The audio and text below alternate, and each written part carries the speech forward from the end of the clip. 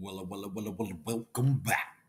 We've got a wonderful, difficult two-part question here to go with the medicine bag. And it's question 9, and it asks this. The following question has two parts. Answer part A and then part B. Part A. In the medicine bag, before Grandpa comes to visit, how does the narrator feel about talking to his friends about his Lakota grandfather? Right? Well, he makes fun of how grandpa dresses and where he lives to amuse his friends. To me, that is one of those obviously wrong ones, right? So I can go ahead and take my pencil there. It says to put an X across the ones that I know down here, to put an X against the ones that I know are absolute trash. Well, I know A is trash, so I'm going to put a little X right there. Trash. All right.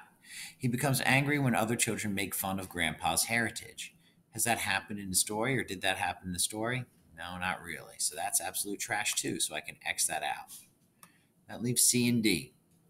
He likes the fact that his stories about grandpa appeal to the other kids, and D, he never reveals to his friends that grandpa is Lakota. Well, both of those are true.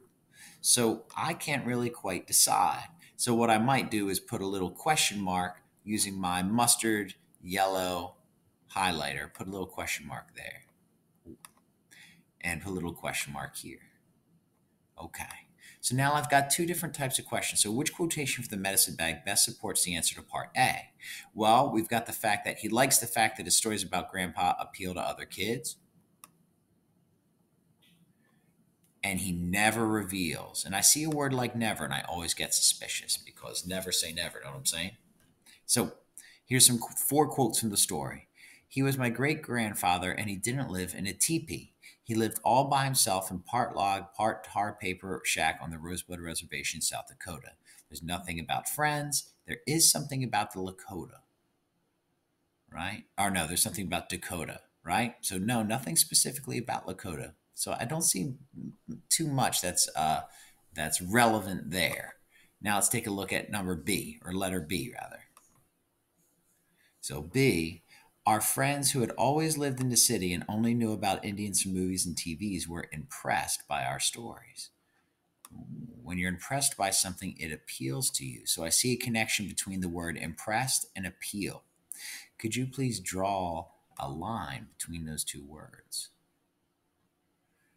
All right. He taught me a Lakota chant. Well, in this case, it's me. Do we see anything about friends? To sing while I beat the drum with a leather-covered stick that had a feather on the end. Nope, nothing about friends. And we never showed our friends grandpa's picture.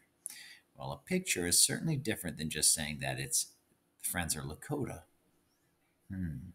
Since I see such a direct connection between appeal and impressed, I think that might be the better answer. So I like C and I like B. So I'm going to highlight C and B as the correct answer. And let me do that in a different color. I'm going to do that in blue. C and B make the most sense to me. So A, read the question twice. Well, we've really gone slowly through it, right? But it's asking, how does the narrator feel about talking to his friends about his Lakota grandfather? He likes the fact that his stories about grandpa appeal to his friends. And there's proof of that because he taught me a Lakota chant to sing while I beat. No, I'm sorry. Our friends who had always lived in the city and only knew about Indians from movies and TV were impressed by the stories, right? So we reread. We found the text evidence. It was right down here. Put a box around the important words and think about what it's asking. I like that idea of a box. I'm going to use a highlighter with purple. In the question, it says how the narrator feels about his friends' relationship with his grandfathers. Okay. Well, now, what do you think? Do you agree? This is just for part A. Which one do you think is correct for part A? Which one do you think is correct for part A? All right. Nice work, everybody.